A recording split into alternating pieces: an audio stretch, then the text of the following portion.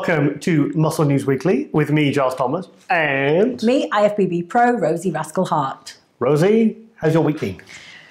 Really busy, just working. I'm getting up earlier and earlier, aren't I? 6 o'clock. 5 o'clock? Well, I'm usually asleep, so... So, yeah, just because I have so much to get through now, because I have lots of different things going on, it was like, oh God, you know, I need more time in the day. So I started getting up at 6:30, and then it was like 6, and I got up at 5. On the Friday, I got up at 5. You were going somewhere though, weren't you? Yeah, basically I had my first personal training client over at 1RM at 7:30, but because it was bad weather, snowing and stuff, I got up earlier just to make sure I had time to defrost the car, and I didn't know what the roads would be like. And yeah, so. And you've been doing you did a university talk and a seminar this week. So you've had a busy week. Yeah, I've had a really busy week because I've had, on top of my normal day's work, I've had a female health seminar to do, and then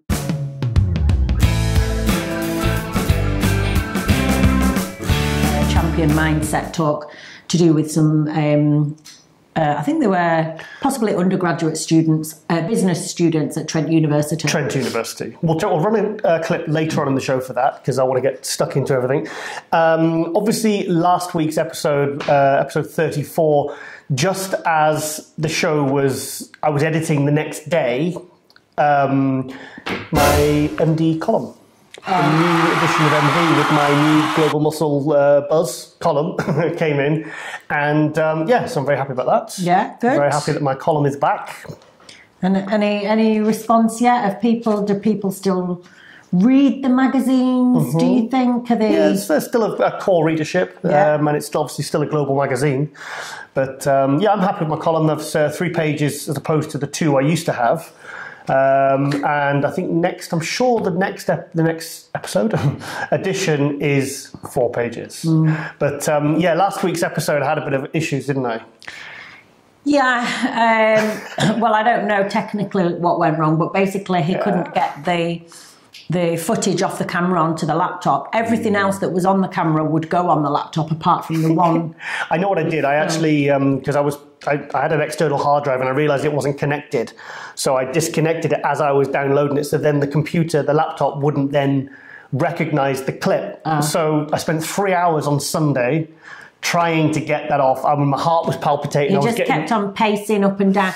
He would disappear for about an hour and then I could hear him pacing up and down the corridor, and he'd just come in the room like he looked like he'd withered away and aged about 2 years every time he came back to the bedroom. Yeah, I was very stressed. So Chris Clark from Pump Media, I messaged him and he said, look, message me tomorrow morning, Monday morning, because Global Muscle Radio was going out on the Monday, so I moved the Muscle News Weekly to the Tuesday because it couldn't have 2 shows out at the same time. So I still had a kind of day to play with. So Monday I had to drive to the Pump Media studios, which is an hour and a half back, and then I stayed about 2 hours when I got there. As soon as he got it and he connected it up to his computer, he got the clip straight away, straight onto my laptop, and then I got home and got editing, and then got up very early on the Tuesday morning, about 7 o'clock, which is very early for me. Got straight into editing and got the show up. Got it out there. Got it out there. So yeah, so hopefully you have no issues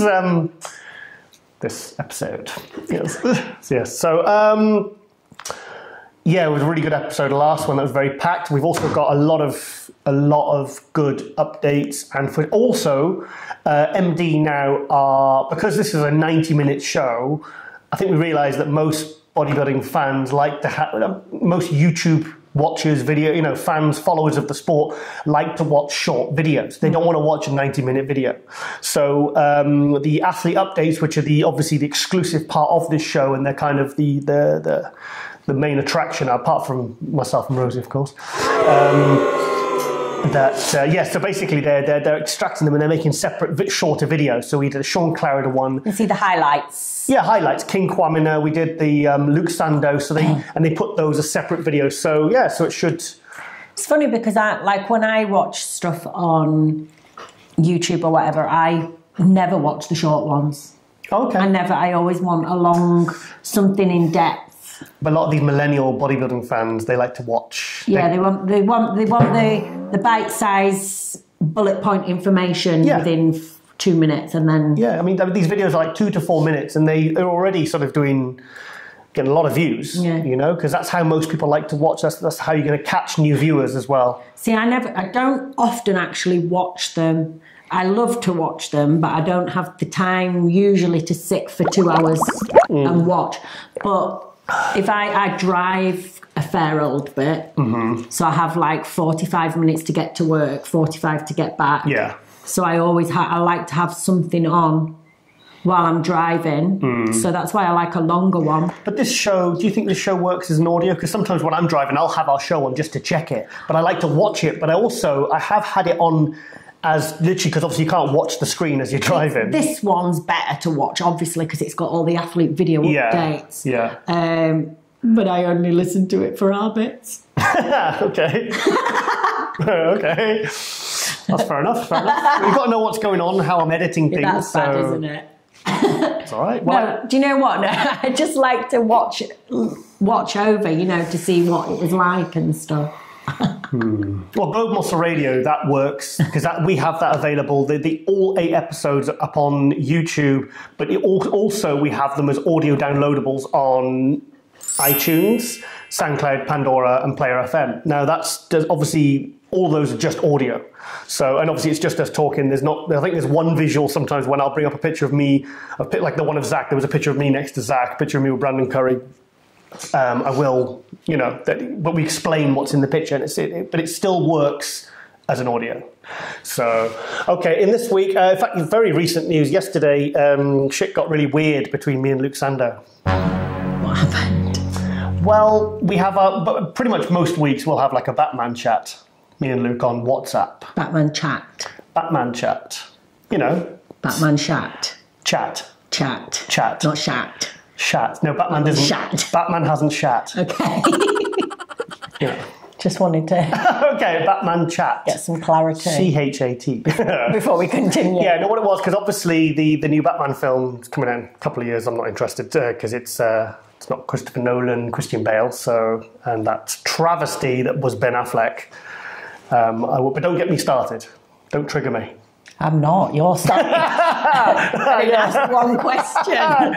Yes. So Luke messaged me and he said about obviously Ben Affleck's not going to be playing in the solo Batman film. So he says, "Who do you think?" So we went back and forth, and he says, "What about me?" This is what Luke said. Well, actually, shall I just show the WhatsApp exchange of messages? And all I can say is I hate autocorrect. So just have a look and read of this, and just so you appreciate the full amount of cringe this brings. So check it out.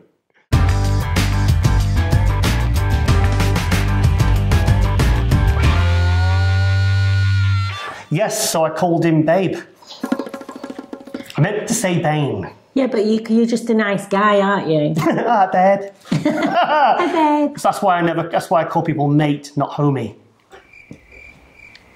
Why not homie? Well, because they might change it to honey. Honey. Oh, right. Okay. Yeah, okay, honey. Homie. Oh, God.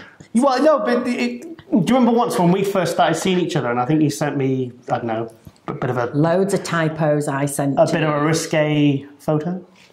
No, I sent you... No, it wasn't a risque photo that was the typo. No, I'm talking about the time when you sent me a picture, and I think it was a picture of your arse. Well, yes. And I messaged back, and I meant to say yum. Oh, yeah. But it changed it to yuck. So, obviously, you know, we just started seeing each other. This was like 6 years ago.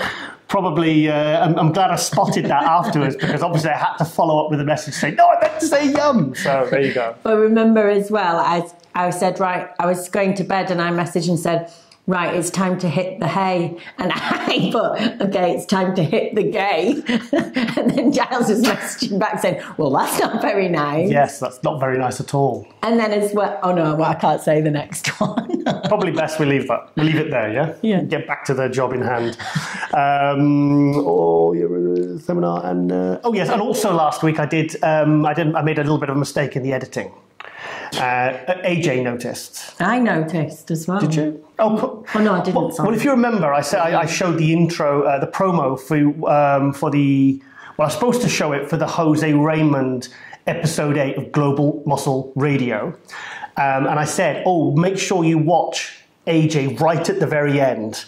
Make sure you watch it." And obviously, we were referring to it, but I put the wrong clip in. I put the Dennis Wolf one in, and AJ just kind of sat there doing nothing. So, for the sake of rectifying it, watch this and please see what AJ is doing at the end. Don't put the wrong one in again. Though. I'll try not to. So just go to that now. Make sure you check out the latest MD Global Muscle Radio. We had none other than 212 legend Jose Raymond, the Boston Mass. He talked about his career. He talked about his future. And where can we see it, Giles? You can check that out on YouTube as an audio downloadable on iTunes, SoundCloud, Pandora, and Player FM. The Boston Mass. Check it out.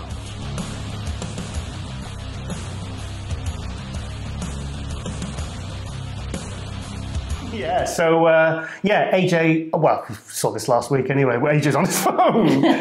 Yeah, I don't know why he was on his phone. I mean, because we were going back, we go back and forth, with the camera, the 3-camera setup in the studio. Just chilling. Just chilling. Yeah, just chilling, yeah. Messaging probably Phil Heath, probably his best mate, Phil Heath. Yeah, messaging Phil Heath to say how the talk had gone. Yes. Oh, also, probably the biggest news this week is Shawn Rhoden, Chris Aceto, and Psycho Fitness are in the UK. They're in the UK right now. I think they're doing one today. I mean, I'll bring up all the dates. But I've got one little clip sent to me by my friend Sarah Harley. She sent this in. She went to the one at, I believe, Orpington. It was a Muscle Works gym, Orpington, yesterday. She sent this clip in on Saturday. Obviously, it's Sunday today. So, you right there? Yes. Sorry, I thought you were saying something.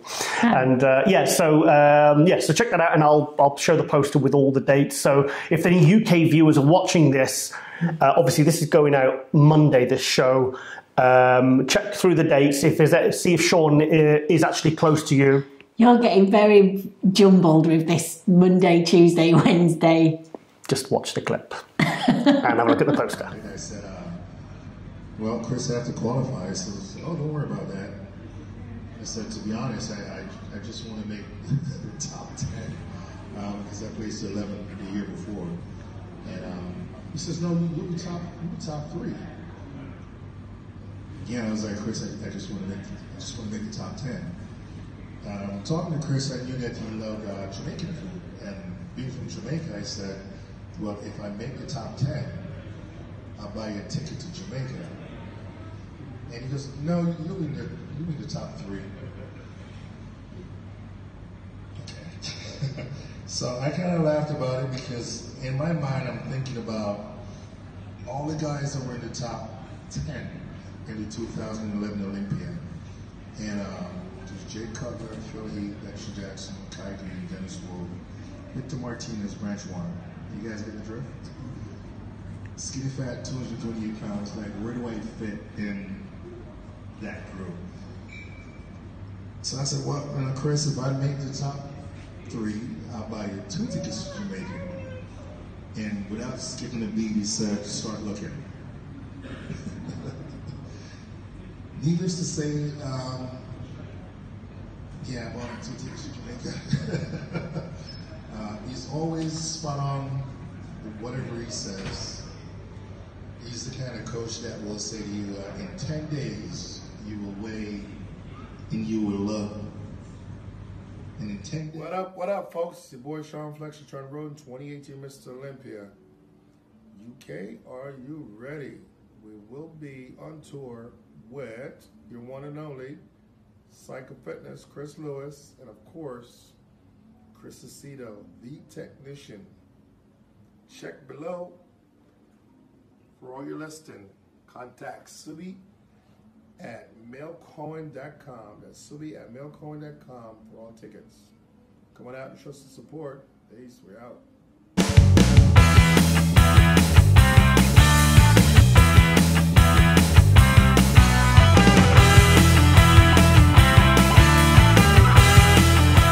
Yes, so make sure you check out Shawn Rhoden's UK tour.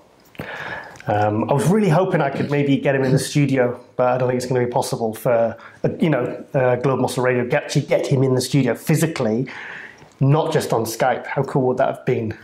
I was imagining get him in the studio for like a dance-off. Okay, come on, Shawn. Are you ready?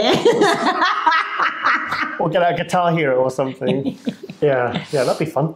We could each take turns and like get in the circle and do like a special dance move while the others clap in the circle. And then once he's done his, you go, ooh, Shawn, we can babe, still... babe. Shawn, you'll be watching. I know you're watching. We can make this happen.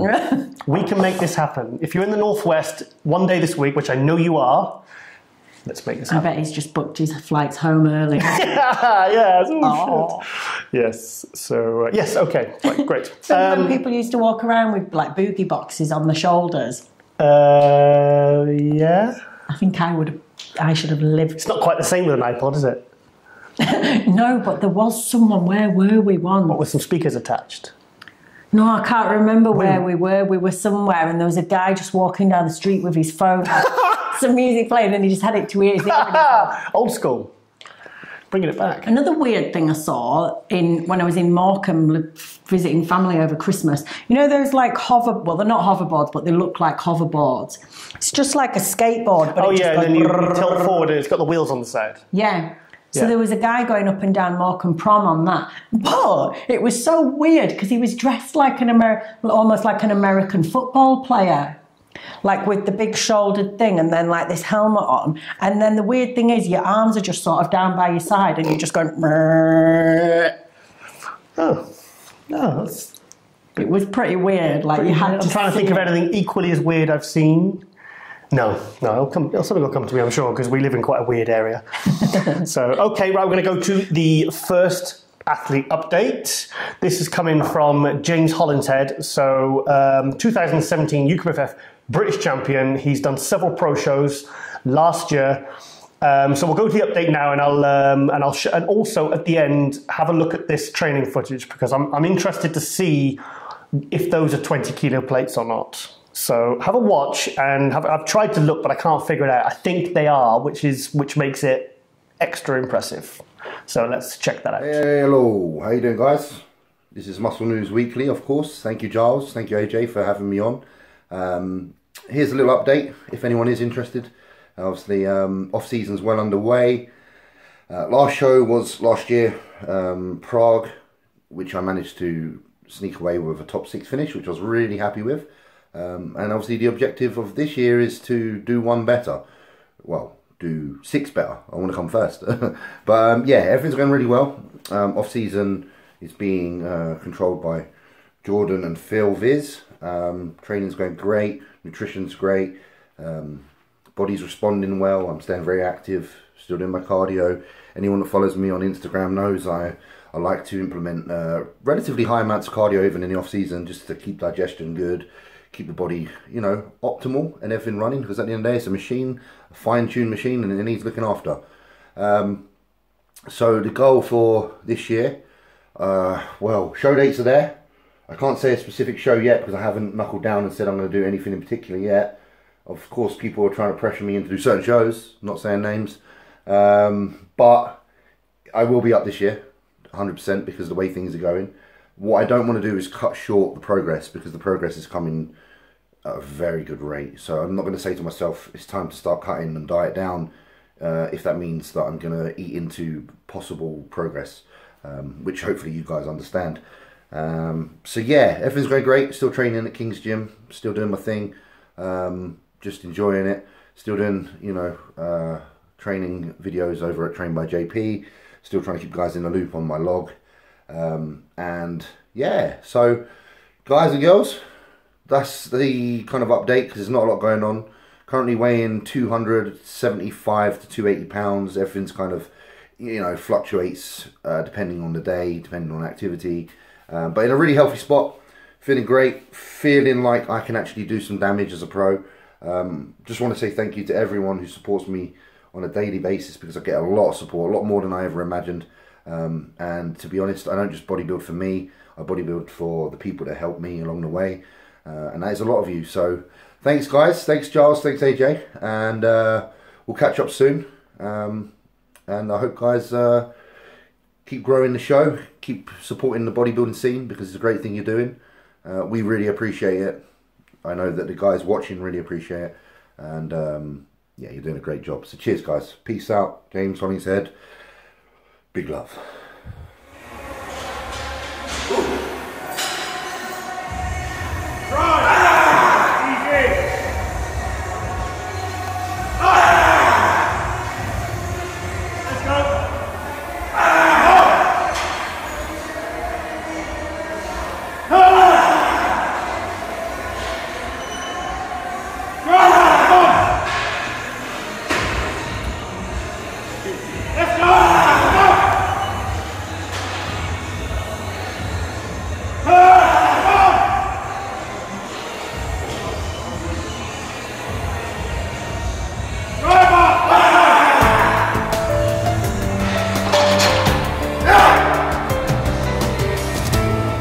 Yeah, so that's 7 plates. 7, if that's 20 kilo or 40, well, that'd be 20 kilos, not America's 45 pounds, 20 kilos is 44 pounds.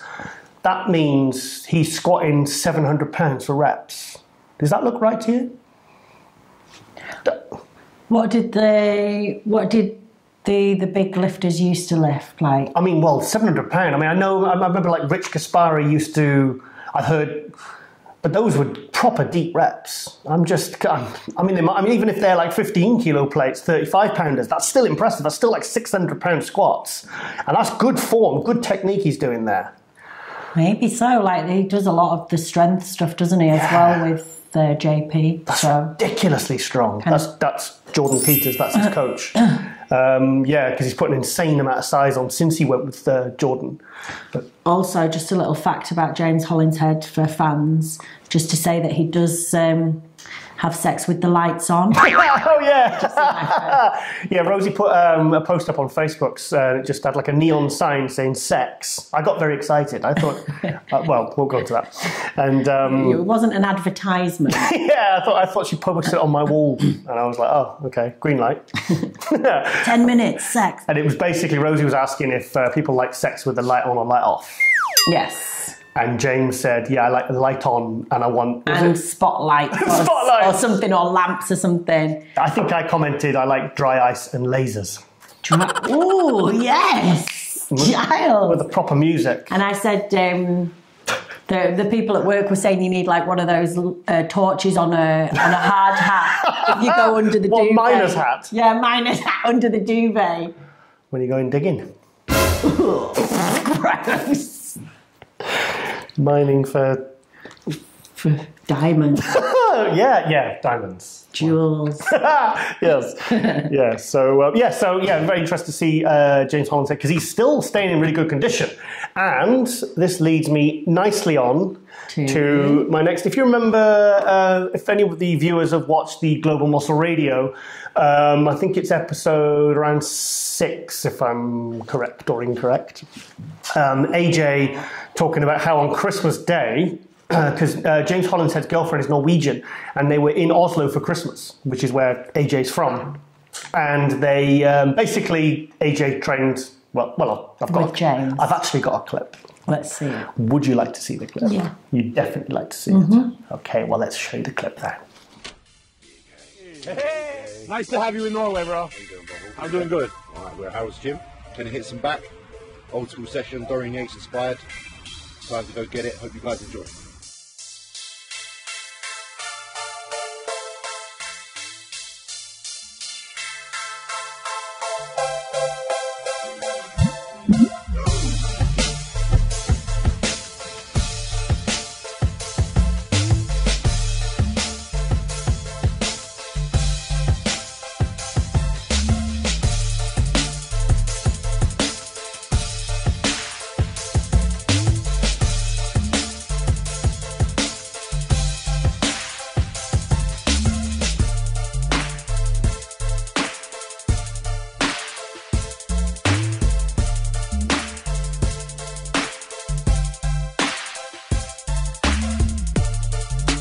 Yes, so that's AJ training with James. That's cool, Christmas Day. Very cool. That was the footage he thought he'd lost. Ah, so that's from the actual cameraman. Yeah. Right, okay. He obviously tracked him down. Oh, Jesus. And said, dude, but that's a good video. It's a good quality video. See, not all cameramen are as good as our Chris from Pumped Media, are they? Chris Clark. I'm going to see Chris once a month. Yeah. To spend a whole day with him just to do videos, photos, Yeah. all things for the different projects that I've got going on. So I'm really excited. He's going to do a Mighty Me advert as well, which I'm really excited about. In fact, I think the 3 best in the UK, Lee Page from Invigor Media, he did our Mino Spark advert. He did some of the stuff when we were with RCSS. Yeah.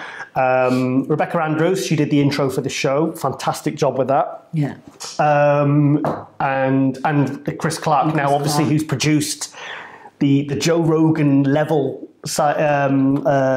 quality of the podcast, obviously Global Muscle Radio, and he also did we also do the Global Muscle Hot News as well in the studio. We do that on Facebook Live.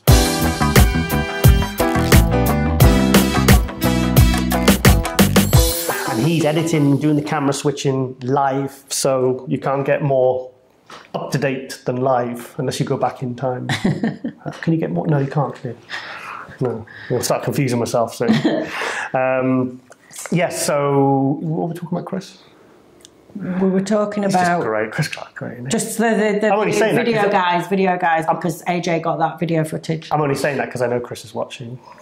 Yeah, I know. Do we, Chris? Give him a wave.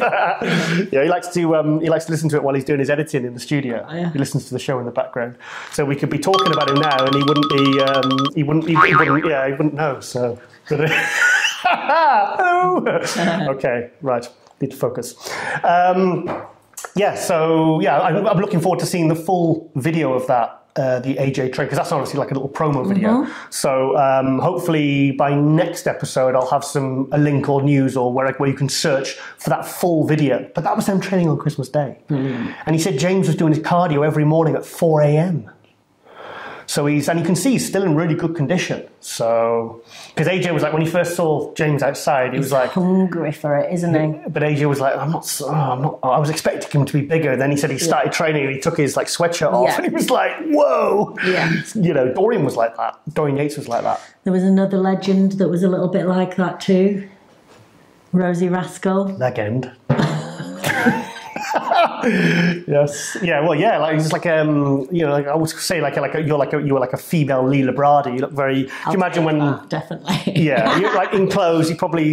People were just like, what? Yeah, I've seen many people almost laugh actually when I've walked past. Well, loads of times. I'll tell you when I actually did see that was when we were at the competitor meeting for the Dallas Europa, the 2016, your first pro show.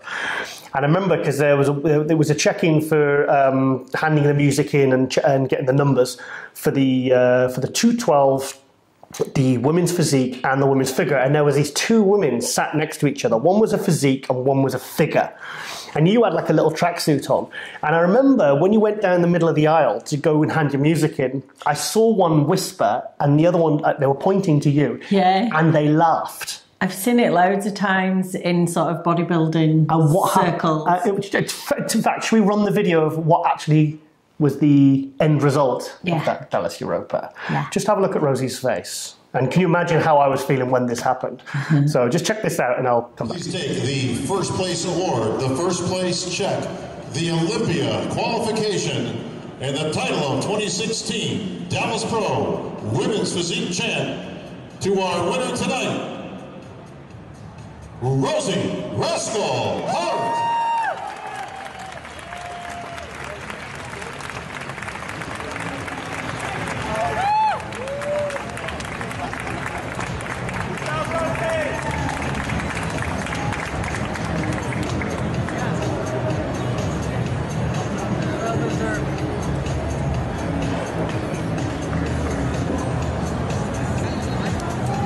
He's almost about to cry. All right.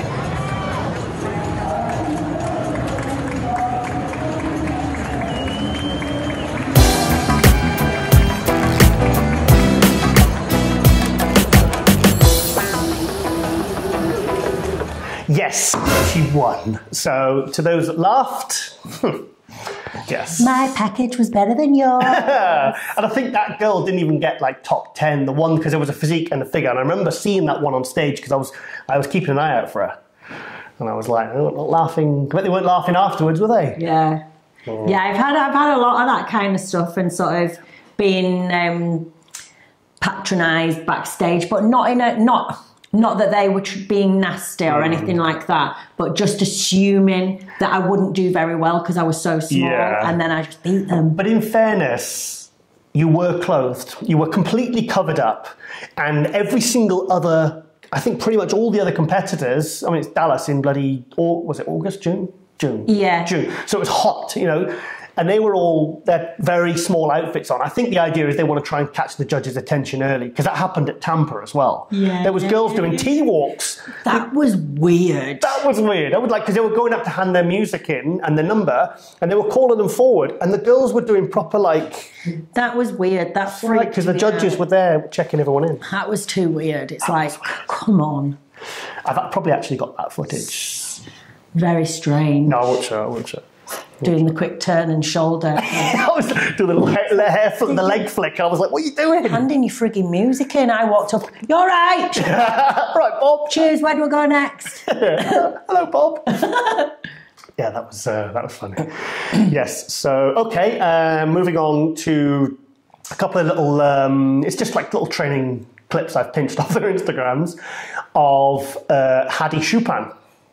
Old, what was I call him? I'll have a read. Hang on, you keep talking. What's I called him something. I called him something in the magazine. Unleash full Hadi hellfire and brimstone. No, it wasn't that. It was... That's a bit of a mouthful for a nickname. No, the Middle Eastern Beast. Oh, it doesn't sound as good as I had in my head. Babes. Middle Eastern Beast? Middle East. That's a bit crap, isn't it? Beast. Middle East East Beast. That could stick. Could do, but... Well, it's better than Headbutt Hadi. But we don't want to talk about that. But we don't talk about that, even though we just did. Yes, well. Anyway, let's see if it... Yeah, sorry. What's going on with Hadi then right now? What's he... Still no luck with the visa. Apparently, someone told me in confidence that he was very close to getting his visa. Right. And I think something happened. He put something on social media and it blew it for him. This is what I heard. This is not what I don't know. I'll try and get verification. But you know, you hear a lot of rumours. But it's just a shame he can't get to the Olympia. There's lots of shows he can do, though, isn't there? I know what you're saying. It's like he wants to get that Olympia title. Yeah. Do you think you should go open and just try and do open shows, not in America? You mean for the more of the prize money type of thing? Yeah, more prize money, more kudos. I think that might have to be the route. You know, I mean, be honest though. You know, where does he live? Sorry. Iran, not Iraq, Iran. But honestly, you were at San Marino in 2017. That was the one that Cedric McMillan won. Yeah. Brandon Curry was third. Hadi was second. And obviously that was his first time as an open. And he does, for me, he looks so much more impressive with those maybe 8 to 10 pounds on him. He just looks even freakier. So who did you have winning that show, Cedric or Hadi? Because a lot of people... Cedric in that one.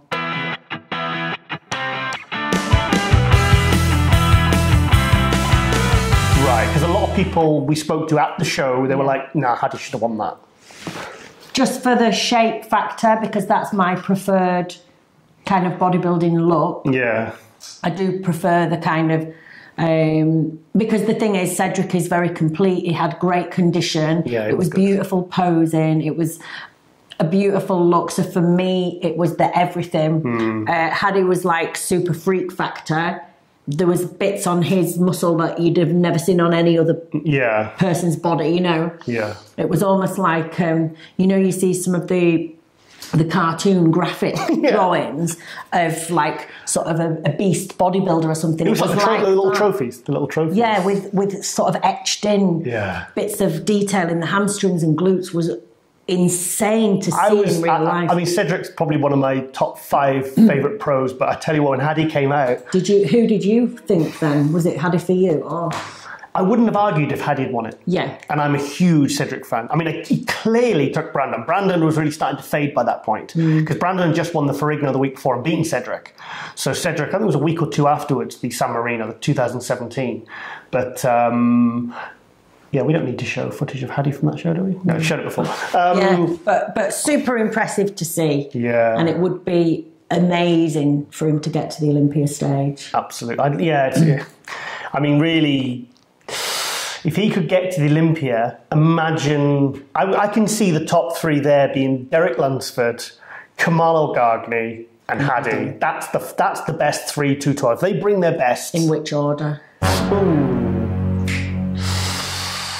Because Hadi would push Kamal. Yeah, he would. Depends how because Kamal's... Maybe we don't have Hadi go over just yet then. Yeah, we want Kamal to win. Because Kamal told me when we went down to see the gym, the welcome home thing, we had the cake and everything. He said, I want to win an Olympia and then I want to do one more year, which would be 2020, and then he's going to retire because he'd be 48 then. Yeah. He said that was my goal. He says to stand on stage at the Olympia. Now I've come sort of third. Many think he should have been second. He says I want to win it. Go win it. I want to win it. So I'd love to see him win 1 or 2 and then retire on top. Can I come this year? No. Please. Yeah, if you want. I'd really like to see that if Kamal. Well, yeah. Is going to be. Well, you can help with the coverage because MD wanted you to come to the Arnold last year, 2018, but you were a week out from your show. Yeah. In fact, you were snowed in, weren't you? I promise I'll be sensible and not misbehave. Yeah, well, hold my breath on that one. Yeah, so what was I talking about, Hadi? Yeah. Hadi, you've got some footage or something off of his Instagram. Oh, yeah, sorry, yeah. Have we gone to the clip of him squatting? Okay, we'll go to the video of him squatting a ton of weight.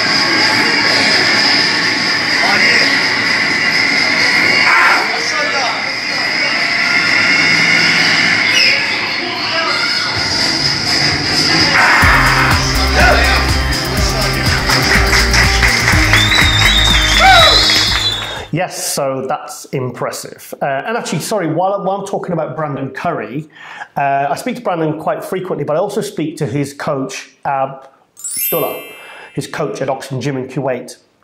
And can you keep a secret? Yes. You can keep a secret. Yes. Don't tell anyone. No. Well, Abdullah sent me a few pictures, some very, very up-to-date recent pictures that I'm not allowed to show anyone. Okay. Do you want to show me? Are you going to show them to me? I'll show you afterwards. Okay. I'll show you afterwards. But take it from me, the one Achilles heel, the one thing that you would have trouble, I think, well, it's what I told Brandon and Abdullah, the problem would be the detail from the back. Because from the front and the side, he can hang with Cedric, he can hang with Rowley, obviously William Bonac, but from the back, that's where it's going to prevent him from either winning the Arnold or making top 3 at the Olympia. Well, from the pictures I've seen, he's already at 4 weeks out. He's much, much harder and more detailed than he was at the Olympia last year when he took 5th. And obviously there's still 4.5 actually when they sent me the pictures, 4.5 weeks out. So if he's looking that tight at 4.5 weeks out, I said to him, look, he's got all the size he needs. Just try and keep him as full as you can, but get that detail from the back. I mean, his hamstrings, the glutes, there's stuff going on that I've never seen on Brandon's physique. He looks sensational. So potential dark horse for the Arnold. So I think everyone sees it as the Rowley Winkler and William Bonac show. And that's potentially could happen, but I think Brandon could, if like Rowley comes in like he did last year, or maybe just doesn't come in as sharp as he needs to be and Brandon moves forward, there's every opportunity that Brandon could skip past William and Rowley and win. I'm saying absolutely 100%. And his waistline, everything's so aesthetic, which is obviously something with like some bodybuilders, when they get really maxed out, the stomachs start to go, but Brandon's waistline is still staying tight. Mm-hmm. So for that reason, he's a potential winner in my eyes. And I'll be finding out in 4 weeks' time because I'm going. 3.5 weeks actually I go. So very excited about that. Okay, moving on. We're going to go on to another little training update. This is from Iain Valliere. This was a guy that took 14th place at the Olympia last year. And for me, even though he didn't make top 10, for me was one of the standout athletes. I mean, the improvements he made as he competed in several shows through the year, he just got bigger and freakier and harder. Was very, very impressive. So, and obviously this latest update of him training, he's certainly looking to make bigger moves forward this year as well. So just check this out.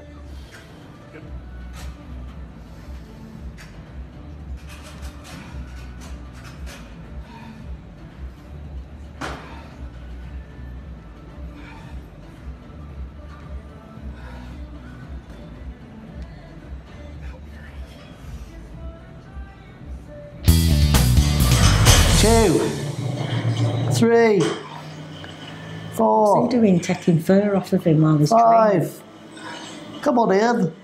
6. Come on. You're pissing it, mate. You're pissing it. All you. What was that, 7, 8 reps? Yes. So what was that? That was 500 pounds. What was that, 7, 8 reps? I'm just laughing because his coach or trainer was like taking a bit of fluff off his jumper for him or something halfway through. Like you do with cat hairs on me when they're like filming or something. Yeah. That's bizarre, isn't it?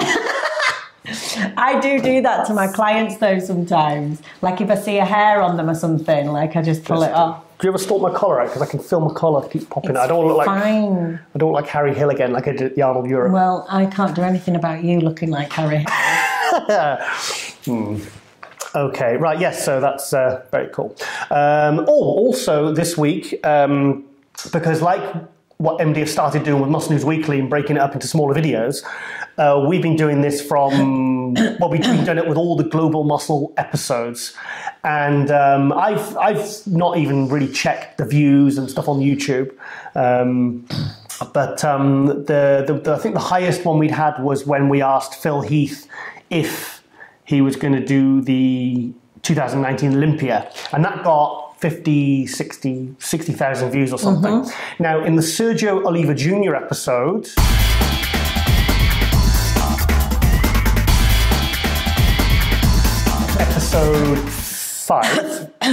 episode 5, he talked about his wife cheating on him. And yeah, just have a look at how many views this clip has got and how many comments. So have a look at this now.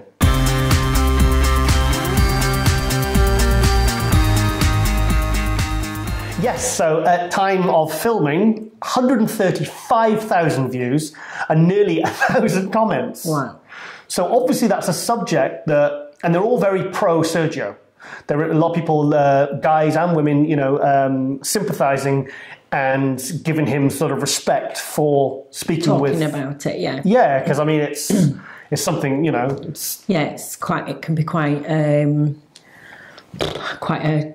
traumatising thing to go through. Yeah, horrible. Yeah. Horrible. So yeah, because when we were actually doing the interview, I was thinking, oh, does he want to be talking about this? Are the fans going to like this? That's what I honestly thought. Oh. He got 135,000 views. I think. Do you know what I think? But we didn't trigger him. We didn't pre-plan that. I think what's really great about Sergio and what I really loved, and I think why a lot of people like him, is because he just speaks his truth, what he's thinking and feeling. Yeah. Heart on a sleeve. Yeah, and it's like I don't think you can ever be wrong when you're doing that. Sometimes you can say the wrong things, and when you look back, you can learn from it and be like, oh yeah, that opinion I had or feeling wasn't right. Yeah. But I think that whatever you feel and think at one time, you should be able to express it. And I think people resonate with it because they can feel it's a truth from you. Yeah. Did I say last episode about I got him listening to Dr. Jordan Peterson, watching? And he was, I think I might have said this actually. Anyway, I'll say it again. It was when, I got him watching Dr. Jordan Peterson, who's helped me amazingly, not personally, but through his book and his podcasts and his interviews, been on Joe Rogan about 4 times, and just his way of thinking and his the message he kind of conveys through many different subjects. It's really resonated with me and really helped me, actually. So I kind of got him, I sent a couple links to Sergio and said, Sergio, watch this, mate, because he seems to be going in this cyclical drama of life where everything goes great and then everything kind of goes horribly wrong, and then it's a huge, and it's like I can identify with that because I used to live like that, and my life was like that for many years. Yeah. Unnecessary drama. So I messaged him and I said, he'd been watching. He says, oh yeah, he says my roommate was walking past my room, and he says, and I was watching one of his videos on the laptop, and he said, we said, what are you listening to, Sergio? And he says, I'm just taking my medicine. Because obviously, like brain medicine. Yeah, mind medicine, mental medicine, vitamins. Yeah. So that's good. So obviously we'll try and, I might even get him a copy of the book and give it to him at the Arnold. Yeah. Yes, that's...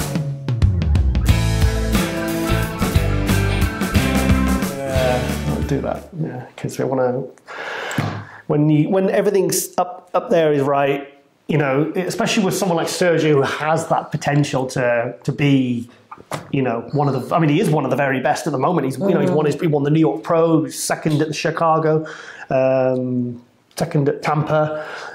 He's one of the, he's a top. Can I recommend 2 books now, quickly? Yeah, go for it. So there's one book called The Values Factor, and that is by John DeMartini. And then there's one called High Performance Habits by Brendan Bouchard. Both really cool books. What are they about? Are they like the Jordan Peterson one I like, the 12 Rules for Life? Well, I guess so, kind of on the same path of self-improvement. So the values factor is a really good way of kind of getting to know yourself a little bit better. So to figure out what it is you actually want in life, because sometimes you can be doing something and you can be getting a lot of depression, anxiety or whatever else, and it's because you're not sort of living by your true values, because you haven't sort of connected the dots. So this book can really help with that. Okay. To make. Have you got the book? I've got the book, yeah. Can I borrow it after I've read 12 Rules? Of course you can, yeah. It's amazing. Cool. Well, no, sorry, I've not got the book. I've got the audio. I have it on audio. Oh, right, okay.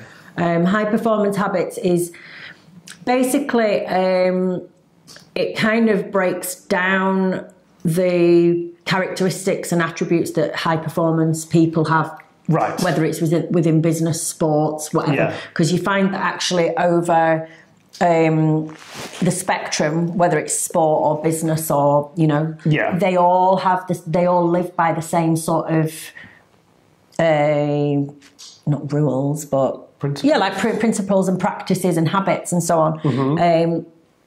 So that's just a really interesting book, and it's just because now I'm going into business, coming off the back of being a professional bodybuilder. When I'm reading this, it's telling me all these points of how to be more productive and so on within my business. And I realised that I used all of those within bodybuilding from day one. See, if you can transfer the principles and everything you learn, the discipline from bodybuilding, if you can try, and you're a top level bodybuilder like you were, if you can transfer that to business, I'm thinking of people like Rich Gaspari. So this is what I am doing now. Ronnie Coleman. Yeah, exactly. People who, because a lot of bodybuilders, once their bodybuilding career ends, they kind of... Well, I think often they don't apply it to other things, and everything kind of goes horribly wrong, because that's their sole identity. They don't reinvent themselves. This is it. I think sometimes people feel that all they are good at is bodybuilding. And actually it's like, no, what you're very good at is things like tracking progress. You're very good at... planning. clarity. So like when I was a bodybuilder at 22 years old, I set a very clear goal of becoming a pro bodybuilder by the time I was 30. Yeah. I then reverse engineered it. Okay, so what do I have to do in the next 2 months or whatever to get to the next level?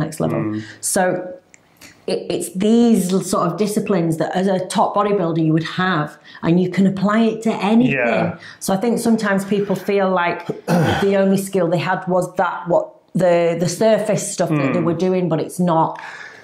I mean, I wasn't a top level bodybuilder, but I remember when I did my first show in 2004.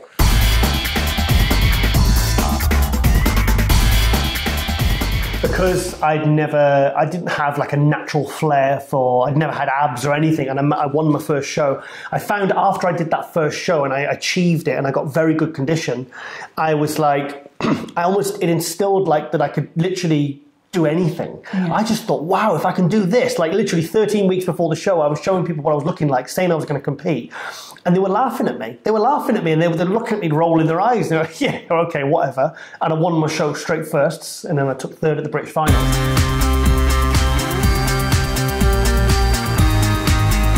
And it's like, but it gave me this, well, shit, if I can do that with no genetic talent, with absolutely no kind of, when I interview most bodybuilders, you'll find that all the top level ones who were good at track were, talented footballers. They were strong as soon as they walked in the gym.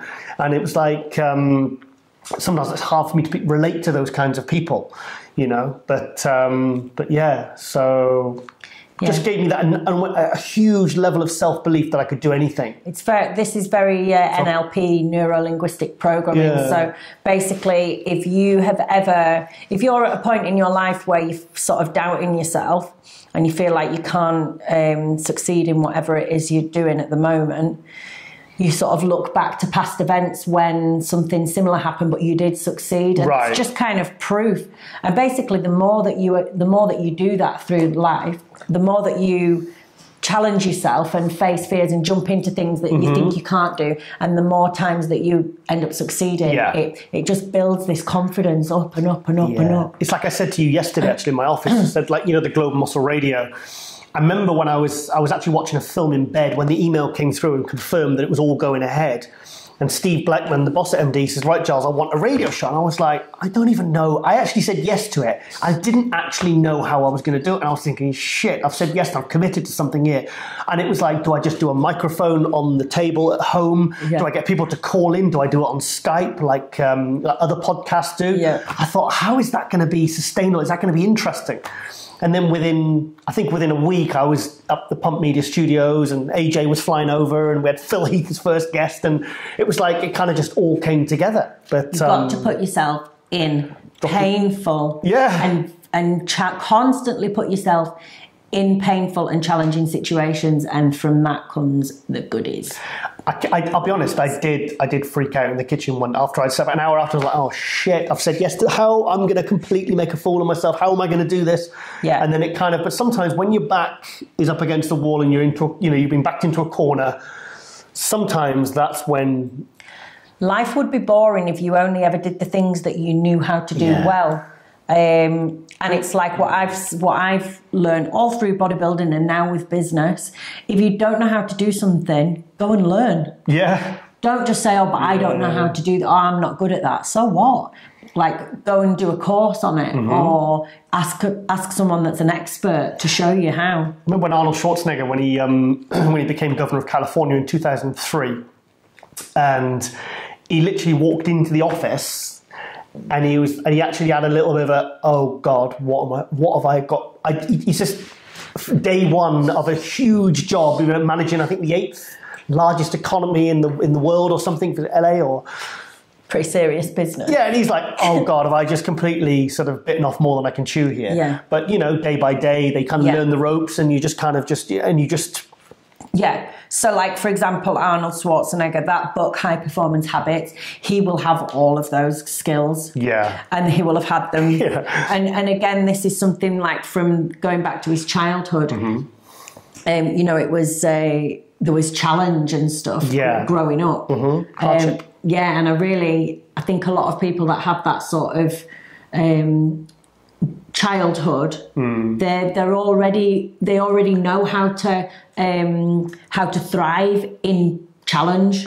Do you think we'll ever see anyone quite like Arnold, in that he has managed to apply himself to so many different... I mean, he was someone who was retired in his mid-20s as a bodybuilder, and he was laughed at when he said he wanted to be an action hero star. It's like, no, you've got this weird accent, you know, and that's actually what makes him so unique. I don't know whether we could ever see anything so unique, because the thing with Arnie was the time as well. Yeah. The time, it was the whole bodybuilding era was something, it was quite fresh still, bodybuilding, wasn't it? But he's just applied himself to so many different things, and he's been pretty much fantastic at all of them. Yeah. Do you think The Rock, this is a bit of a strange question, he wants to run for president? Really? Yeah. Now, what do you think about that? Well, I guess I don't know enough about him to know, but because you only see the surface, but from what I get, my gut says that what he sort of puts on the surface is this really incredible guy that has a lot of good causes at the heart of what he I think he is a man. He is definitely a man of integrity. Yeah, I feel like I watched some of his Instagram videos and stuff, and I think he's one of the film stars or celebrities that definitely I don't get a sort of whatever no, he's really I get a very genuine feeling about him. I really love him. So like, hey, I don't know if Donald Trump can do it. Like, yeah. Well, incredible how that happened. Who would you? I don't know. Like, because it's not like Donald Trump was had done sort of politics or anything before, was it? So you could have Trump, Oprah Winfrey, and The Rock in the running. Funny how all out of those three, I would rather have The Rock. Non-politicians. Well, yeah. Would you? Yeah. I don't live in America, so I don't get to vote, but... I think The Rock's my choice. Imagine that. The thing is, there's someone who could really learn politics. I don't know. It's but it's interesting. I thought...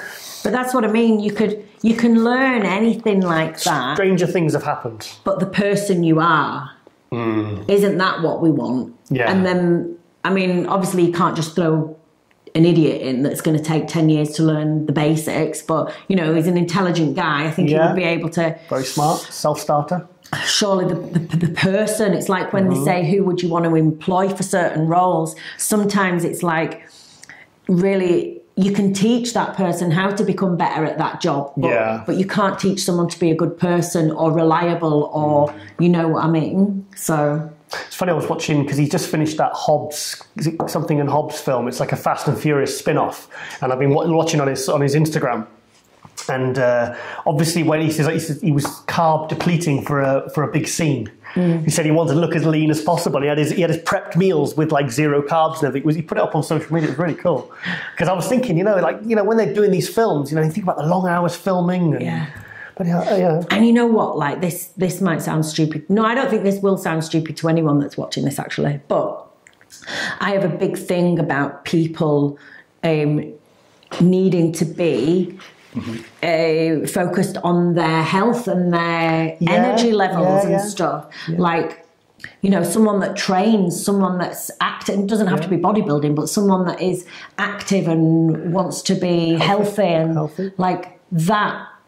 For me, is a sign of it's self-respect, discipline, which is probably something that you could apply to pretty much anything and be. And the thing is, it doesn't matter, like not just for yourself, but whatever you are wanting to achieve, like with your cognitive function, your diet and your health and your stamina your cognitive function is dependent on what food you eat. That's true. So for me, like if I have someone that's leading the country, they better be in the gym in the morning. Yeah, it's like our British Prime Minister. She looks like she looks well. Well, yeah, not to kind of be too critical of people's posture and stuff, but it does play a huge role in someone's. We need to move on, don't we? Going back to The Rock, just quickly. I remember when George Farrar used to prep him. Yeah. And George Farrar would say, Giles, just quietly show you these pictures, and there would be like progress pictures he'd show me of The Rock, and then he'd show me ones of Kai Green, and I was like, that's pretty cool. Pretty cool. Anyway, moving on. I've heard that story so many times.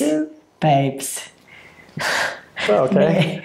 Me and AJ have heard all of your stories now. Okay, well, we better move on really quickly then. Right, go. Okay, can Phil Heath win the Olympia again? Was what someone asked me yesterday.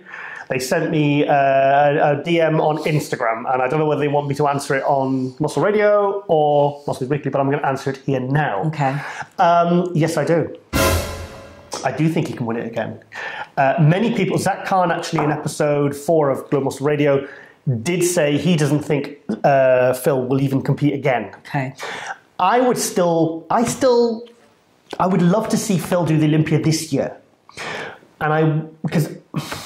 But he can't, I don't think that would be a good idea. That's still 9 months away, 8 months away. Sorry, 8 months away. But what's going on with the hernia? Is there something that can be done with that? No, I don't really. They can't cut it out, can they? Am I scar tissue? Isn't it? Yeah, because if they cut it out, it creates more scar tissue. Right. I think. I don't know. If he's healthy and he can get back on stage, he was off at the Olympia last year. He was off. For Phil, he was off. He wasn't as full and as crazy and as like, whoa, as you kind of expect him to always be. But if he can come, I'd love to see him do what Ronnie did in 2003 or what Jay Cutler did in 2009.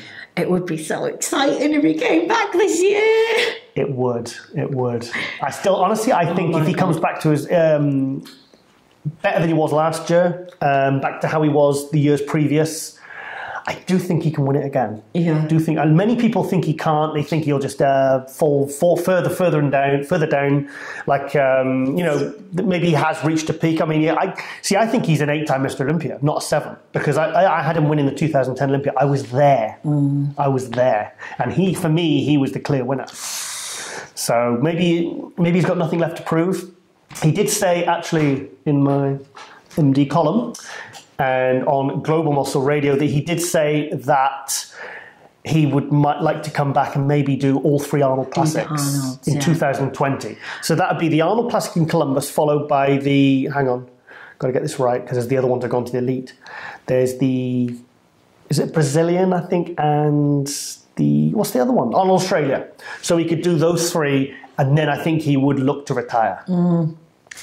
I don't know, like obviously I haven't got a clue how he feels in his head, but I could imagine you would need a little bit of work with some sort of mind coach to kind of get your head back. It's a lot to kind of go through. Yeah. All the build up of the 7 times, and you have to get your mind in the state where you are undefeatable.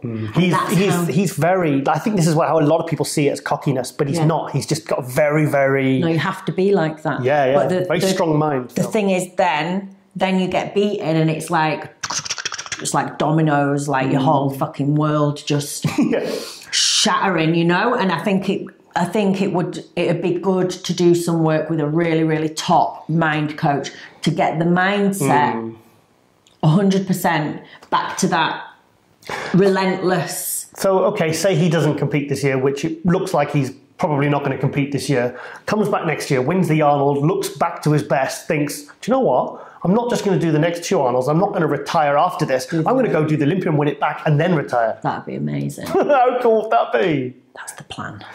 Right, Phil. I'm going to message him actually afterwards. I'm going to see him in a few weeks actually at his autism awareness night, Friday night in Columbus. So I'm going to be seeing him on that night. So I'm looking forward to that. So let's run a Nick Vision clip. This is of Phil Heath. If he can get back to this, anything close to that, then I think we could. Game on, game over for everybody else. Yeah. So check this out. Just be coming in the gym, killing it, having a good time myself. But man, it does feel good being able to get a couple shots. You know what I mean?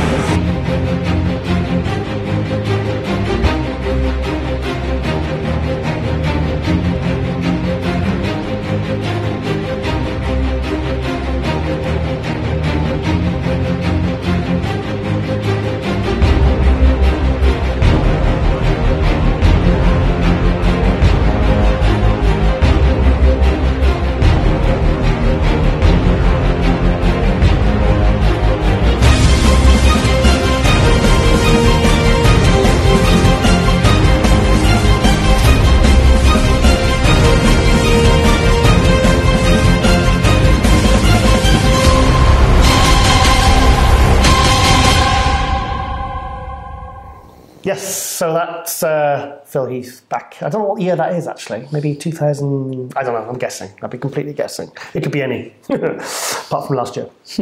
Right, okay. I've got another athlete update from Derek Lunsford. Yeah, Derek Lunsford. Second place. How's Derek doing? Yeah, he was second, he was second place at the Olympia last year in the 212. No Flex Lewis this year in the 212. So obviously, you know where I'm going with this. Because obviously last week in the show, I had updates from the 212 from Kamal El Gargani, who was third place at the Olympia last year, who's looking to win it this year. He's already started his prep in January. So it's 9-month prep, no other shows. Sean Clarida, Dwayne Kwamina, and Nicholas Vulliud. So check out last week's episode, and you can watch all those updates, or you could maybe watch the individual clips, because they're all separately up on YouTube on the MD Muscular Development YouTube channel. So yes, so let's go to Derek and see what he's got to say.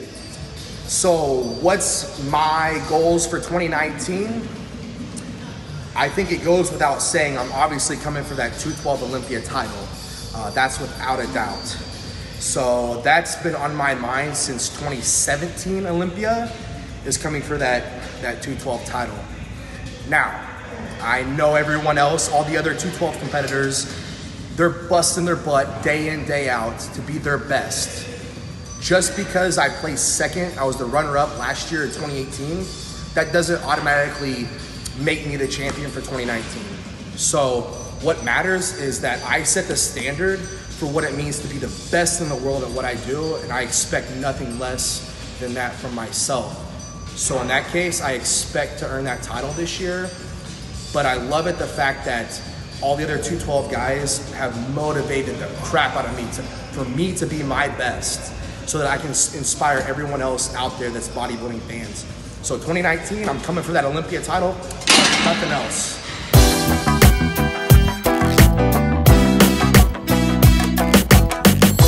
Yep. Good episode, this. Good banter, good banter. Good bants, good bants. So that is, because I asked him, I said, look, can you just do me a video? And what's up? That's all, folks. Was, what are the goals for 2019? Yeah. So that's what that was about. So yes, so he's been looking, he said even since 2017 he's been looking to win this. So I think Derek should do what Jose Raymond and Hadi, Flex Lewis, and do an open. Try an open. I'd love to see like I don't know, maybe. Why you think that he's having to suck down a little bit too much? Yeah, I just think if he doesn't win the Olympia this year in the 212, if he doesn't win it, I think he should do a post-Olympia open show, like Prague or something like that, but do it as an open and just fill out. And potentially win that one.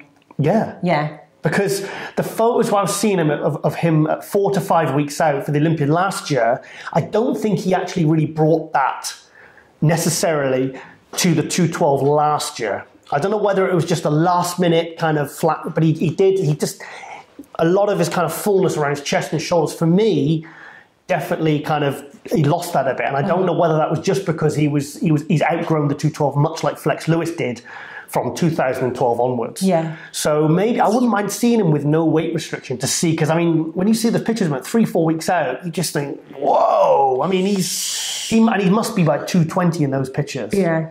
So I'd love to see, imagine seeing like open Hadi versus open Derek. Derek Lunsford versus, I mean, Kamal's lighter. He's 205. He sits very well in the 212. The thing is, if he puts another 2 or 3 pounds on this year, he's still going to be under 212. He doesn't have to struggle. He doesn't have to kill himself to get down to 212. How tall is he? Kamal. He's taller than you.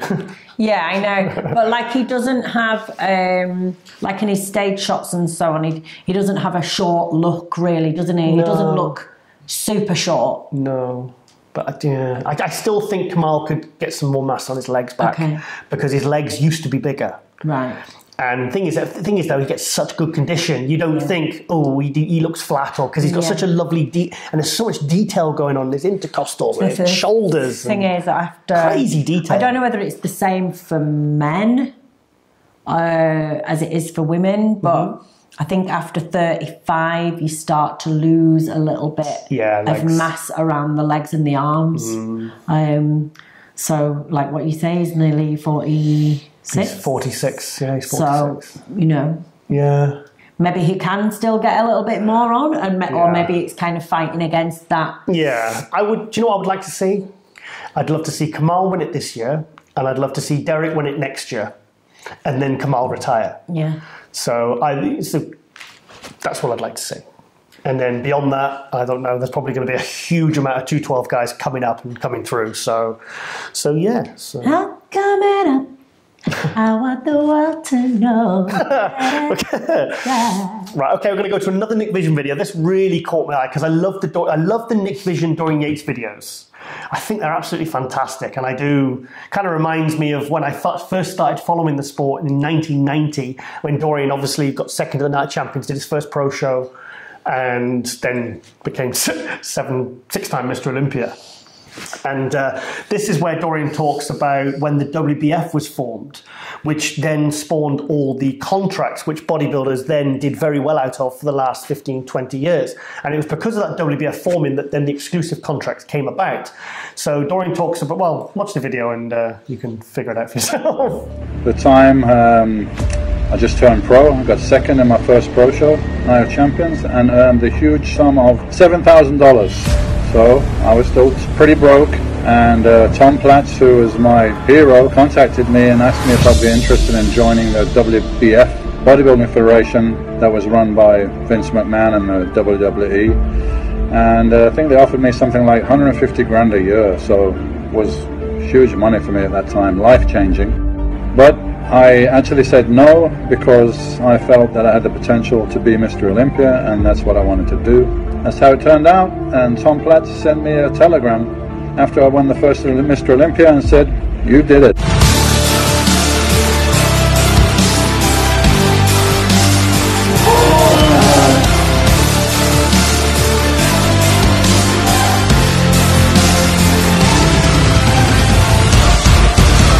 Yes, so he won $7,000 for winning the 1991 Night of Champions, and he was pretty broke. I mean, you saw the gym, haven't you? You know, it wasn't like a plush gym or anything. He wasn't making bundles of cash. No.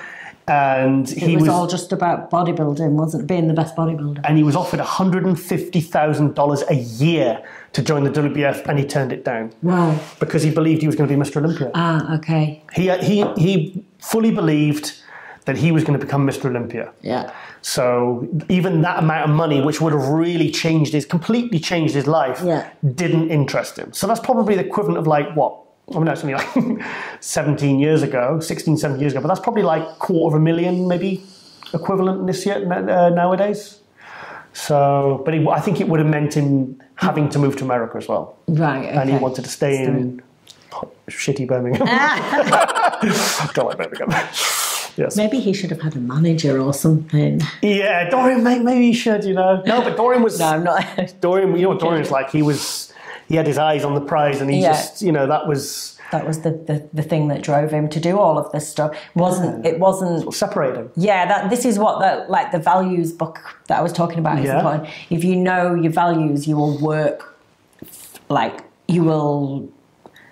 so hard towards that thing if you're aligned with it. Yeah. You know, his value wasn't financial reward. No, he didn't care. In fact, I heard that once he left the Olympia check on stage. So he got this $60,000 check and apparently left it. He just took the sand out, walked off. And then his wife at the time, Debbie, she was like, where? He goes, no. He didn't care. Yeah. It wasn't, Sandow walked off, that's all he cared about. And there's a bloody check for $60,000 on the stage. He didn't faze him. So that's one of the little things that makes Dorian, and I think Dorian and Ronnie for me are the most iconic Mr. Olympias. I know you got Arnold and Sergio and Phil Heath and Jay and all that, but for me, those two were the ones that, for me, they were absolute one-offs. Yeah. Absolute and also one-offs. the most... and I've worked for both of them. Yes. Yeah, and also the most fun to watch on video, I think. Yes, top train. Blood and guts. Do you think that Ronnie and Dorian are probably two of the top motivation videos that people watch before the gym? Him and Tom, those two and Tom Platz. Tom Platz. Yeah, that's the three that I can, that give me a stiffy before I go to the gym. No, Dorian Yates, Blood and Guts. If you've never seen that DVD, watch it. I used to have a VHS tape and I would watch, like if I was doing legs that day, I would sit and I would rewind it and I'd watch the leg. You know what, dear? I'm just trying to shuffle. Watch the leg training, and then obviously get motivated. Yeah. And then, that's what I do. And also, Unbelievable, which is Ronnie's DVD, which is, I think, 6 weeks out from the 2003 Olympia. You'll never see anything like that again, ever. I never used to really watch videos for motivation. What I used to like to do was music or just sitting in the gym atmosphere, because I like busy gyms. I like busy, people shouting abuse at each other. And I'm the opposite. I like quiet gyms. And I would like to sit and plan my workout, like how many reps, look and see how many reps I had to get and stuff. And that would get me excited to sort of get in there. Oh, okay. I used to take ephedrine or ultimate. I used to take speed, and that did me absolutely fine. There you go. Or I'd have a scoop of Ultimate Orange, the original Ultimate Orange, and there was a bootleg one, which was basically pure ephedrine powder plus orange flavouring. I knew the guy that made it at the time, 25 years ago, and it was made in a cement mixer, and it was pure ephedrine powder. Back in the good old days. Back in the good old days. And the thing is, you didn't care whether you got the real one or the fake one, because they both blew your mind. I've had loads of stuff where it's got like a label on it and it's not really what it says it is. Yeah. But you can't even get proper ephedrine. But what I used to do is I used to write on I would have a pad in my gym bag, and I used to have to get the bus an hour to get to the gym, because in my town, for 10 years, I didn't even have a gym in my town. I'd have to travel on the bus either Newport or Hereford to be able to get to the gym to train. I used to train my arms at home in my bedroom for about 10 years. Just barbells and dumbbells and everything. And what was I saying? And so the motivation to train and stuff. The ephedrine. Yeah. Yeah. And I would be on the bus, and I'd have my headphones on, listening to Metallica or something, and then I would write down. I'd check how many reps with how many sets or whatever weight I did, and then I'd add a bit of weight or a couple of reps, and I'd take my ephedrine. And by the time I got to I don't take pre-workouts anymore, but ECAs they did used to be some insane. Like they've all been banned now. Can you remember Jack's 3D? I never took that. I remember taking that, and I swear, like I was doing some squats when I used to lift really heavy. I can hear colours. I bounced the weight. It felt like my knees were made of rubber. Do you know when you just got like extra, like crazy? Well, you've got that crazy. Well, those kinds of pre-workouts were adrenal stimulants, and they do make you 15 to 20% stronger. I definitely was. I remember the first time I went to buy a carb drink, and the guy at the gym says, "No, I haven't got any carb drinks." He said, "Well, I've got this." And he said, "For £1 or something, like a tiny little scoop." And I was like, "What's that?" Yeah. And he said, I took it, and I went to walk in the gym, and he went, "No." He says, "Go and sit down for half an hour, then go and train." I think I was about 18, 19 years old. I took it and I was just like, and I went in, and I remember the workout I had. I was shoulder pressing 105-pound dumbbells, which I'd never even, I think 90s were the heaviest I'd gone. I was doing parallel bar dips with 50 kilos attached around my waist. And I think, but like it was 315-pound shrugs on a barbell, like, easy. And it was just like, I came back, I said, "What the hell was that?" And he went, that's Ultimate Orange. He says, it's ephedrine. I might start taking some sort of pre-workout, because I think... I couldn't take them now. The problem is when you're dieting for a show, you're doing all sorts of different other things that give you adrenal fatigue. That can cause problems with like your gut function and fat loss and stuff. So it's not I would say pre-contest, it's probably not a good idea to do pre-workouts. No. But like off-season, when you're getting lots of sleep and you're not on fat burners, and you're not doing a heap of cardio and you've got lots of food, I think a pre-workout would be all right. Well, it's like when they say you shouldn't give caffeine to a tired body. It won't actually help you. It won't stimulate you. Yeah. You can have it when your energy levels are good and you've got plenty of food in you. Oh, but God. yeah, the good old days. 2016 prep, I was like having coffee every hour. Yeah, you would. I was ill. Eat, train, bed, cardio. That's what it was, yeah. Yeah, it was just you like a zombie for the whole prep. It's horrible. Anyway, okay, now moving on to, good old supplement days. Now we have Amino's back. Yeah, these are all like super healthy. Yeah. Well, it's kind of the polar opposite. Well, this is really now because I know so much about... When you first start bodybuilding, you just take anything. You don't really know the other hormones that it affects and like the knock-on effect. You're taking something because you think it's going to help you perform better, but you don't realise it's going to give you adrenal fatigue and stop you being able to drop body fat and potentially lower your hydrochloric acid in your gut, so you can't digest your food and you get bloating. So yeah, that's why my supplements are... That's why you did Mighty Me. That's why you insisted upon having non-stim, wasn't it? The Mighty Me is non-stimulant, especially for women. I think a lot of stimulants just end up like a ticking time bomb. Plus, the thing with stimulant is you can't take them all year round. If it's got no stims in it, that is something you can take all year round. That's something I'm going to take all year round. Yeah. I use, like I said, I use it for, I've said many times, I use it for the berberine. But that's why I'm so interested in more like the well-being side of supplements, because actually there's a huge benefit to the extreme performance sports-based things from taking these sorts of things. So you're saying you've never snorted a line of Amino Spark before you went to the gym? I've never snorted a line of Amino Spark. Oh, you haven't? No. I thought that's how you took it. I thought everyone did that. Inject it. Yeah, somebody said, AJ said, no, I drink it, Giles. I said, what are you? Is this like a Norwegian thing? We're there like getting the needles and just pipes. Oh, God, that was a bit weird. Yeah, I went on a drip. Yes. Okay. Moving on to we've gone off tangent again. The best episodes do, though, I find. Yeah. I find the best episodes are the ones where you go completely off script. So somebody there with somebody there stood with the autocue going, "What the fuck are you talking about?" I never have a script because you never let me know in advance what we're talking about. That's because it has to be organic and natural. Your response to things. Yes. Like, the jokes that you've never heard. I look before. like a puppet of some sort. Okay. Anyway. Right. Okay. We're going to move on now to. I've been chatting to Flex Lewis, and he sent me a clip. He also sent me a little voicemail on WhatsApp, talking about how he'd met some big MMA thing. I'm really explaining this well, aren't I? I've not even wrote the names down. One of the creators of MMA as we know it. I don't know the guy's name. God, babe. Maybe I could add it in afterwards. You need to start watching some other sports. Yeah, I do like it. I've been to MMA. I was a part of a supplement company once, and we sponsored it, and we had to choose fighter of the night. It was brilliant, absolutely brilliant. I've been to a few cage fighting things. They're fantastic, really, really good. In fact, one of my friends, Dave. Fucking Dave. What's his name? You're making this up. Oh, God, Dave. You know, Big Dave. No, Little Dave. He was there, and I watched him fight, and it was like watching a Rocky film. The way that twice he actually went on, he was starting to go unconscious in the chokehold. I love Dave Cullen. No, not Dave Cullen. Oh, I forgot his name. Babe. I'm seeing for a few years. Dave Cullen. Don't tell lies. I promoted a show with him. We organised a show with him. I'm not lying. I'm not making it up. Do you know what? I'll go back and find the poster with my old girlfriend on the front of the poster. Yeah, that's how I met the next girlfriend, because she saw the girl on the poster and she said, "I've got a better body than her," and she entered the contest.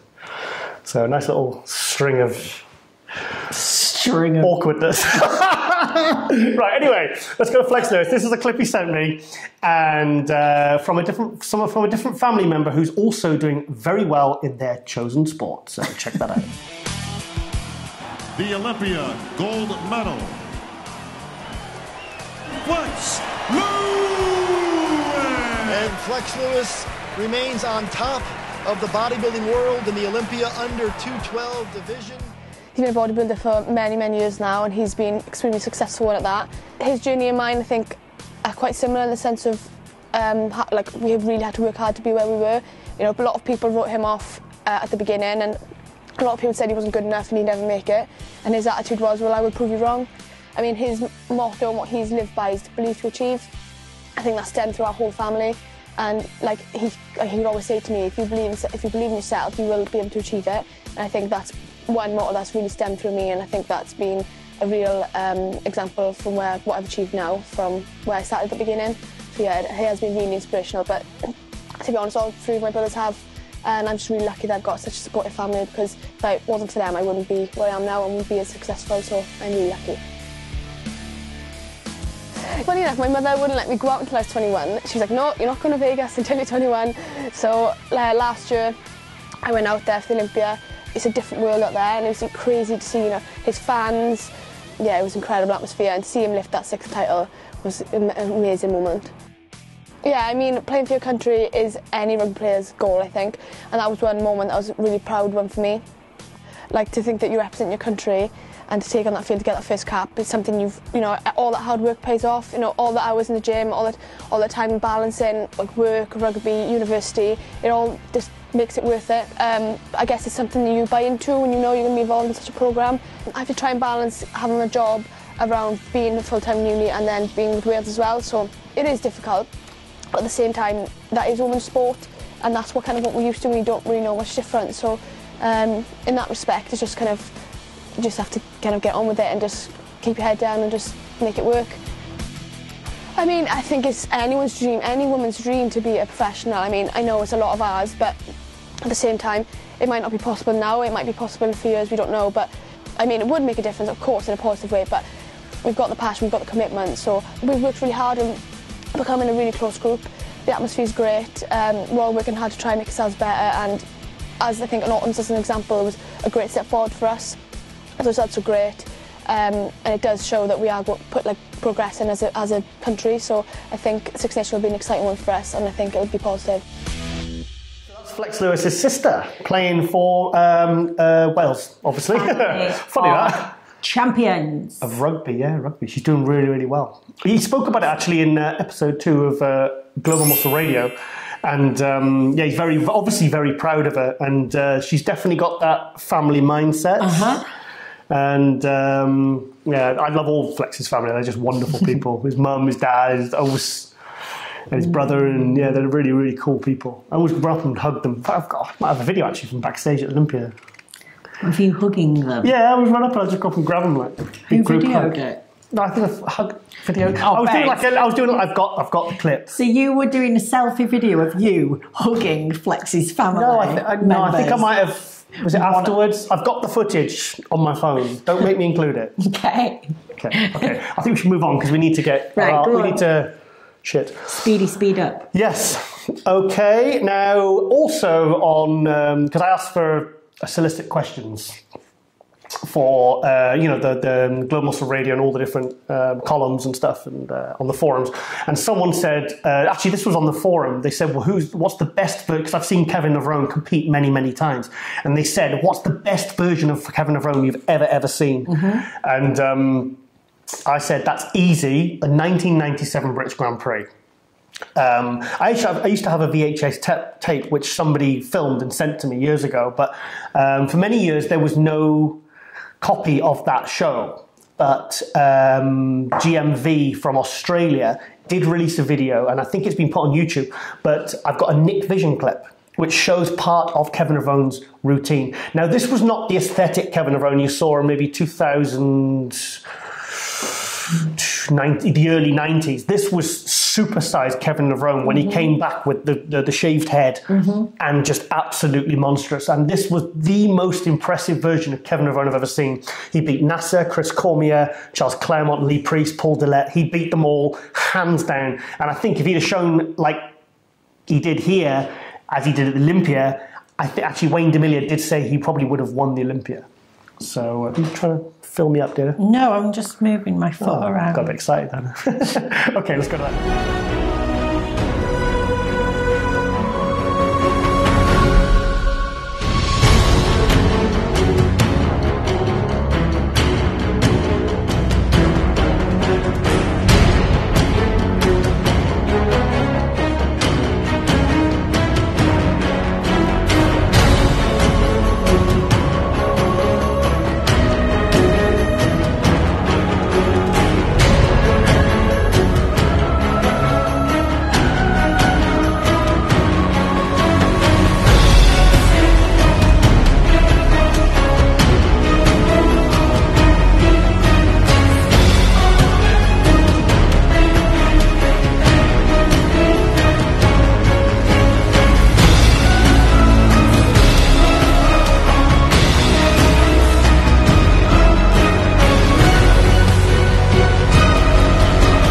Yes, so that for me is that for me was, and I got to see him first because I was backstage and I saw him in one of the dressing rooms getting tanned up or whatever, or oiled up or whatever.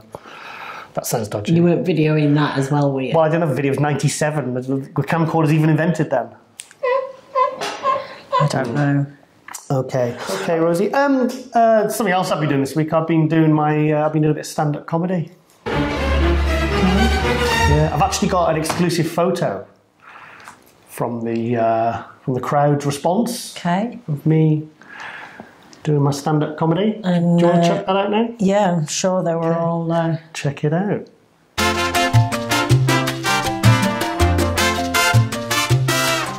Yep. Yes. I was obviously trying out some of my new material there. And yeah, it's a funny effect, isn't it? You know, laughter, they can be so exhausted by it, they just fall asleep. What's going on? Right. Okay, then. Also in Rosie Rascal range news, we have the sachet. Oh yeah, we got some new little mini sample sachets of the Amino Spark in the 2 different flavours, the Cola Cube and the pineapple and kiwi. So really excited about that because it means we can start giving those out to women to try who aren't sure yet. Also some of my clients that are personal trainers and coaches, they can sort of give them to their ladies and we'll have them on the shop. They're available to buy from, there you go, that's the website address. They're available to buy, so handy to have in your gym bag. I don't actually use mine while I'm training because it is an intra-workout.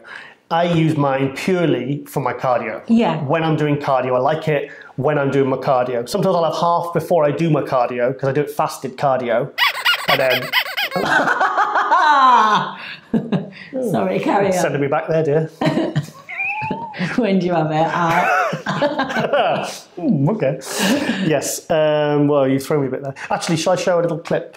Of the Amino Sparks, you can. yes. This is how they look. Check them out. Child been doing the swing. As I start to reminisce, my feet they start to twitch, and I go.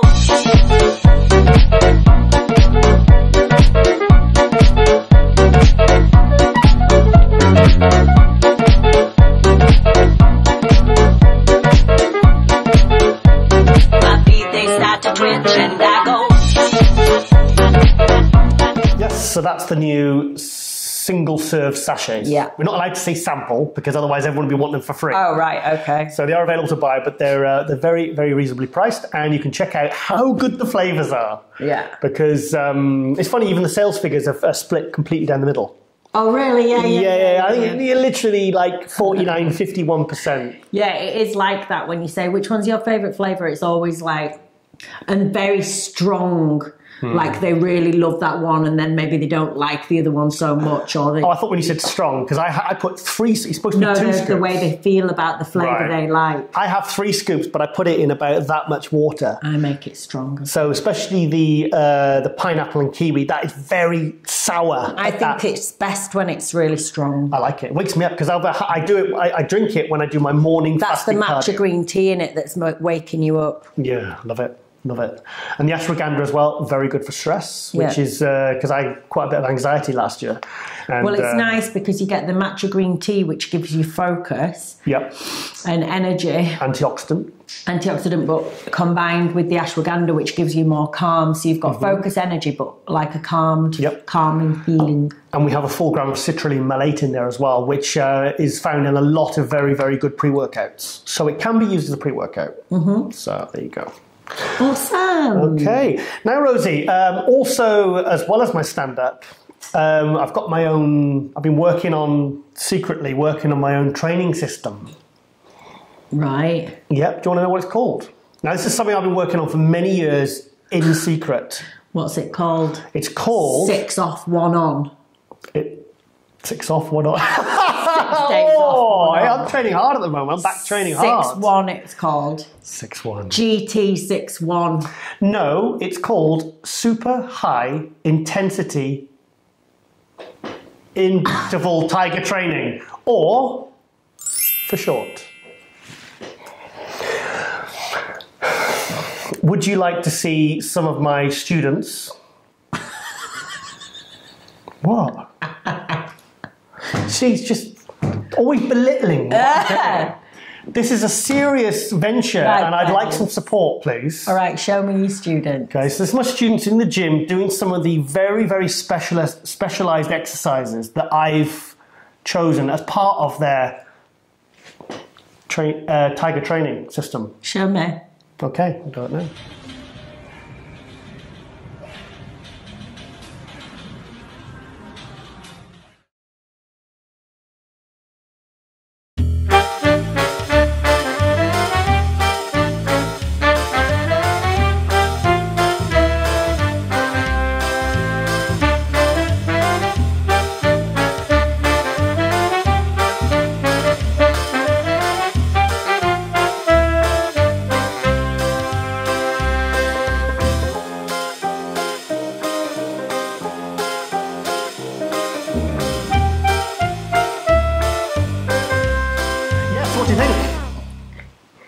I think it will be you. Have you got liability insurance? What's that? So have you got insurance for the work that you're doing? Probably. See, I like to see myself as a bit of a combo between Joe Weider and Charles Glass. And I think, as you can see, those students are getting amazing results. And I think I'm onto something pretty special. Now, this is... What I did notice is no one's doing calf raises. Oh! Are they? Someone call the fire brigade because Giles got burned. Right, enough of this. Right, oh shit, that's everything. Doofus. That's everything, dear. Okay. So, okay then, big thank you to everyone there for watching. The battery light is flashing, so we had better go. So, with Rosie, Rascal, Hart, IFBB Pro, I'm Giles Thomas, and we will see you next week again for Muscle News Weekly. See you later.